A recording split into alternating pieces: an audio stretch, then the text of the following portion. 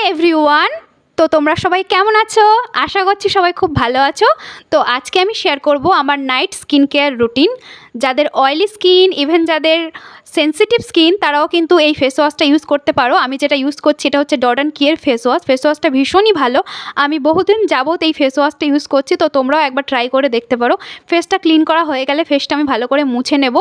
আর এরপরে কিন্তু as a toner আমি গোলাপ জল এখানে ইউজ করছি। তোমরা টোনারও ইউজ করতে পারো, আর যদি টোনার না থাকে তোমরা গোলাপ জলকে অ্যাজ আ টোনার হিসেবে ইউজ করতে পারো।